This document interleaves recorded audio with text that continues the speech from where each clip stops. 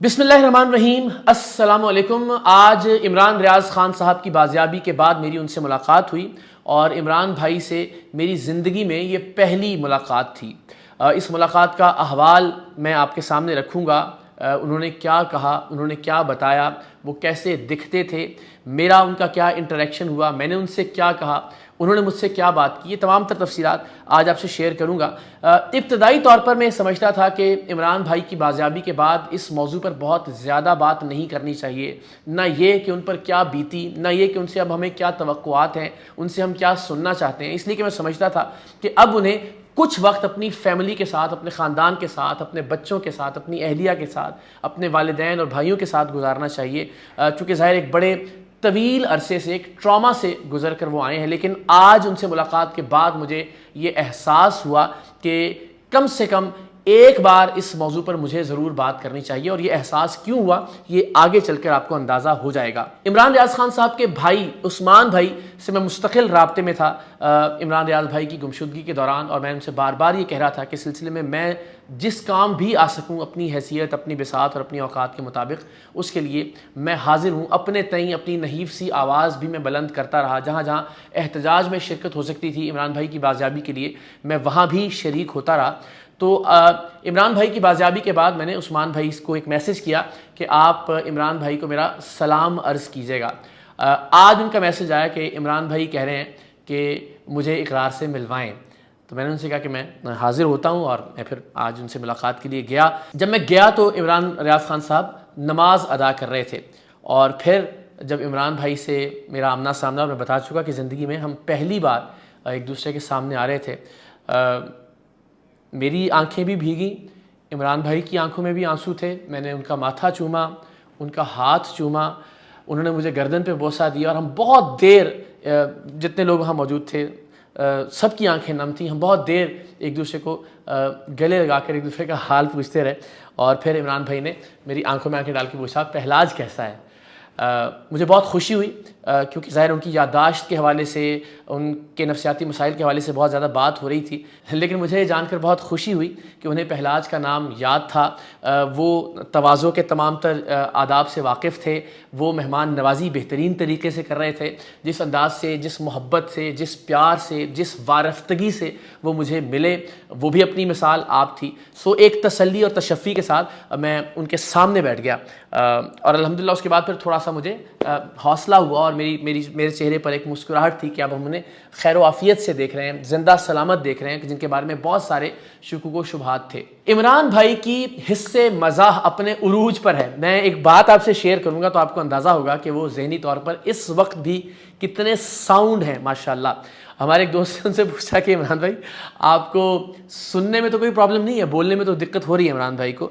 तो इमरान भाई ने कहा, नहीं, हाँ, मैं गलत बात नहीं सुन सकता। बहुत रुक रुक के, लेकिन बहुत लुत्फ लेकर उन्होंने कहा कि मुझे सुनने में कोई मसला नहीं है, लेकिन मैं गलत बात नहीं सुन सकता।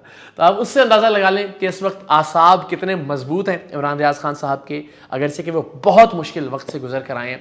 आप इससे अंदाज़ा लगा लीजिए कि माशाल्लाह उनकी याददाश्त का, उनके लफ्ज़ों की बुनत का, उनकी हिस्से मज़ाह का, उनकी बरजस्तगी का क्या आलम है। और दिल से ये दुआ निकली, हम खिलखिला के हंसे तमाम लोग, जो कि एक लम्हा पहले तक बहुत अफसुर्दा थे, बहुत गमगीन थे, और हमने कहका लगाया और हमने बड़ा लुत्फ़ लिया इमरान रियाज खान साहब की इस बात का।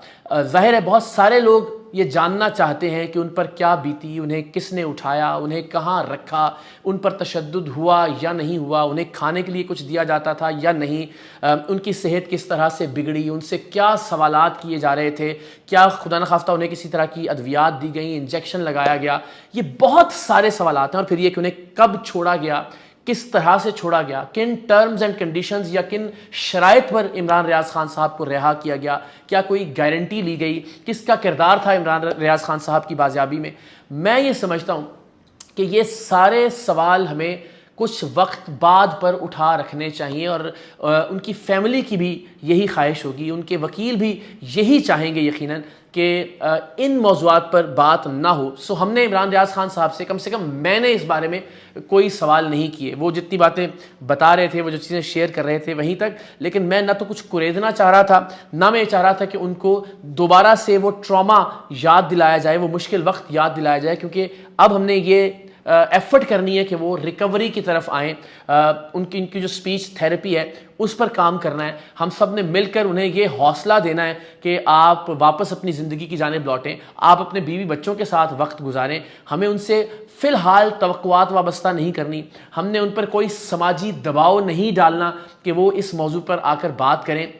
मेरी आप सबसे दस्तबस्ता ये दरख्वास्त होगी कि सारे मामले को इमरान रियाज़ खान साहब के, उनके बच्चों, उनकी बेटियों, उनकी अहलिया, उनके वालिद, उनके भाइयों के एंगल से ज़रा देखिए। उन्होंने बहुत मुश्किल वक्त काटा है पिछले 4 महीने में। एक एक लम्हा उन्होंने बड़ी मुश्किल से, बड़ी तकलीफ़ में और बड़े कर्ब में गुजारा है। तो मेरी आप सबसे ये रिक्वेस्ट होगी कि प्लीज़ फ़िलहाल इन तमाम सवालों को ज़रा छोड़ दीजिए। वो एक बाप भी हैं, वो एक शौहर भी हैं, वो एक भाई भी हैं, वो एक बेटे भी हैं। अपनी फैमिली की तरफ भी उनकी कुछ जिम्मेदारियां हैं और वो बात नहीं कर पा रहे हैं।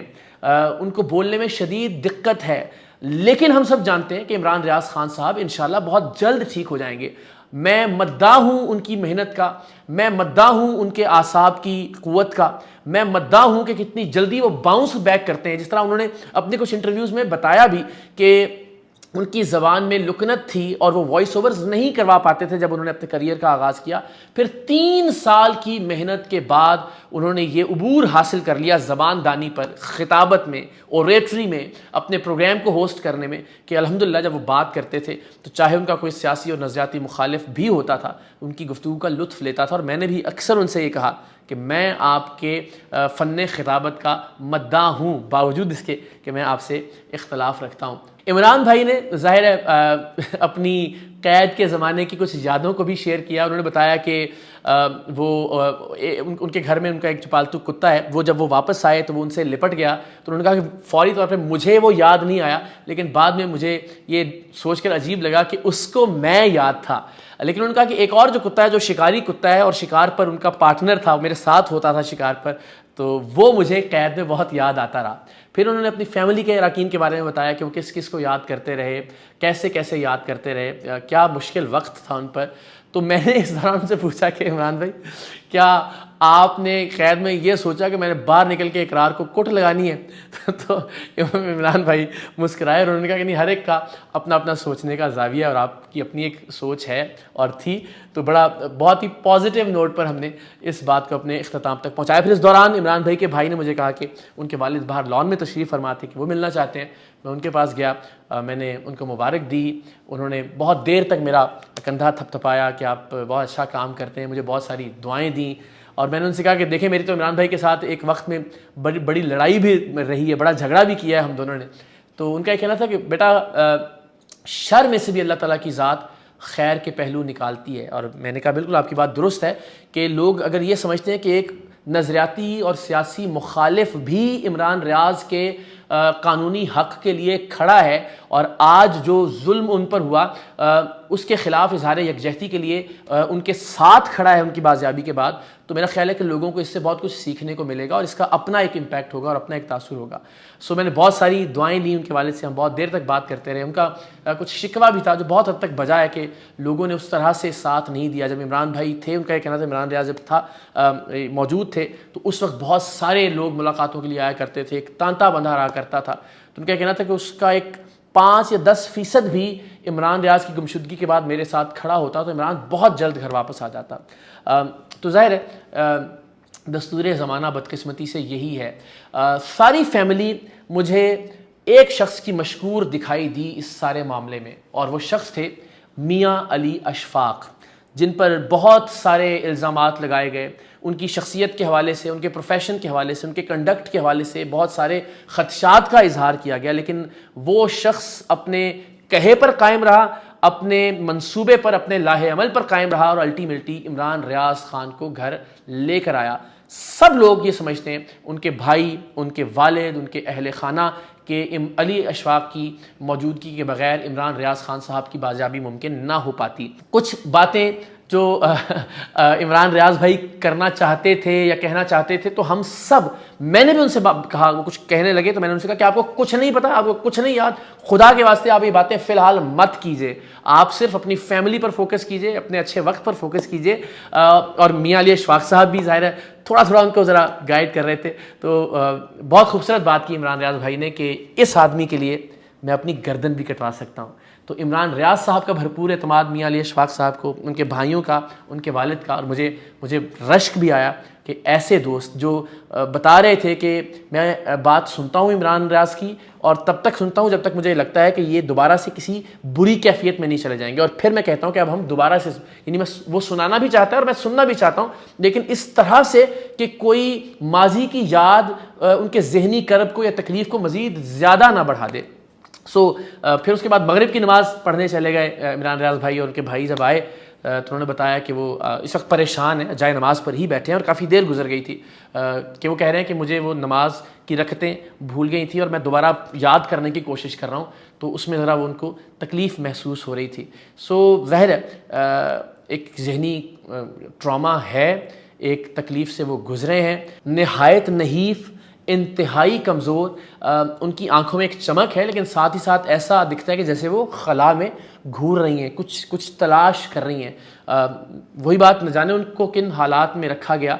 हम अगर कुछ जानते भी हैं, उनकी फैमिली अगर कुछ जानती भी है, तो मैं समझता हूँ कि हम सब की जिम्मेदारी है कि हम इसमें से कोई भी बात पब्लिकली शेयर ना करें जब तक कि उनका ख़ानदान, उनके वकील या ख़ुद इमरान रियाज खान साहब उस बात को शेयर करने की इजाज़त नहीं देते, या वो जब तक ये नहीं समझते कि किस पर बात की जानी चाहिए और कौन सी बातें पब्लिक नहीं की जानी चाहिए। इसलिए कि इमरान रियाज खान साहब की सेहत, उनकी सलामती और उनकी ज़िंदगी सबसे ज़्यादा मुक़द्दम है और होनी चाहिए। तो मेरी आप सबसे भी ये रिक्वेस्ट होगी कि ना मुझसे, ना किसी और से, ना उनके किसी दोस्त से, ना उनके वकील से, ना खुद इमरान रियाज भाई से, ना उनकी फैमिली से, प्लीज़ ऐसी कोई तवक्को मत कीजिए। अपने बच्चों के बारे में सोच के देखिए, अपनी फैमिली के बारे में सोच के देखिए, ऐसी तकलीफ़ से आप गुजरे होते तो आप क्या करते। यही बात अप्लाई कीजिए इमरान रियाज खान साहब पर और उनकी फैमिली पर। उनको प्लीज़ कुछ वक्त के लिए हम सब अकेला छोड़ दें। मैं भी कभी ना जाता उनसे मुलाकात के लिए अगर उनकी अपनी ख्वाहिश ना होती। मैं बहुत मशकूर भी हूँ उनकी फ़ैमिली का कि हमने बहुत सारा इख्तलाफ किया। मैं बार बार ये कहता हूँ कि उन इख्तलाफी बातों पर आज भी मैं कायम हूँ, और उनकी गैर मौजूदगी में भी मैं ये कहता था कि इंशाल्लाह जब वो वापस आएंगे हम उनसे मुलाकात करेंगे, और मुलाकात के बाद मैं और इमरान भाई अपने इख्तलाफात को दोबारा वहीं से शुरू करेंगे इंशाल्लाह। तो वो जल्द सेहतयाब हो जाएँ। आप सब लोग दुआ कीजिए कि जो उनकी बोलने की सलाहियत है वो 100 में से शायद 90% इस वक्त मुतासिर हुई है। बहुत रुक रुक कर, कई सेकंड का पॉज लेकर इमरान रियाज भाई अपनी बात करते हैं, लेकिन मैंने आपको बता दिया कि उनकी हिस्से मज़ाह बहरहाल कायम है। वो उतने ही मेहमान नवाज हैं, वो उतने ही ज़िंदा दिल हैं। अल्लाह ताला उनकी ज़िंदा दिली को सलामत रखे, अल्लाह ताला उन्हें सलामत रखे, उनका साया अपने बच्चों के सर पर हमेशा कायम दायम रखे। मेरी बहुत सारी दुआएं इमरान भाई के लिए, उनकी फ़ैमिली के लिए, उनके भाइयों जैसे दोस्त मियां अली अशफाक के लिए। अल्लाह करे कि वो अब एक नॉर्मल ज़िंदगी की जाने बहुत जल्द वापस लौट कर आएँ, और बाकी तमाम बातें, बाकी तमाम चीज़ें इंशाअल्लाह अज़ीज़ चलती ही रहेंगी। लेकिन इमरान भाई की ज़िंदगी, उनकी सेहत, उनकी सलामती, उनके ख़ानदान की खुशी, ये सबसे ज़्यादा अज़ीज़ होनी चाहिए मुझे भी और आप सबको भी। यही मेरी आप सबसे दरख्वास्त है। अल्लाह ताला इमरान भाई को सलामत रखे, तंदुरुस्ती और सेहत के साथ। पाकिस्तान जिंदाबाद।